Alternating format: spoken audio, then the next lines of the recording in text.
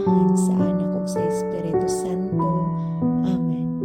Gamhan ang Amahan, mapainubsanon akong nag-ampo kanimo, nga imo akong tabangan, nga mabayran ko dayon ang akong mga utang. Hatagi ako kusog ug kaisog, nga makasugakod hangtod nga ang katapusan sentimo akong mabayran. Hatagig pailog ang akong mga nautangan, ug uban ni ako nga makigsabot ug mohangyo kanila. Tanduga ang ilang mga kasing-kasing, nga ila akong abi-abihon uban sa gugma ug pagsabot.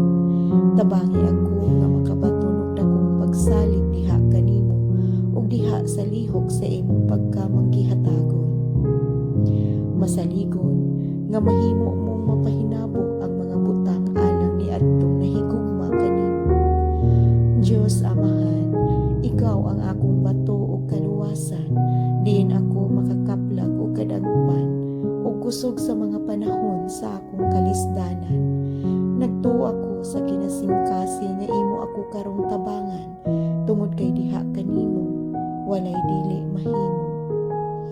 Sa katapusan, uban sa panabang sa imong grasya, paningkamutan ko taman sa akong mahimo, nga mahimong matinud-anon mong magbalantay diha-diha, sa higayon nga ako makalingkawas gikan sa maong suliran sa mga utang.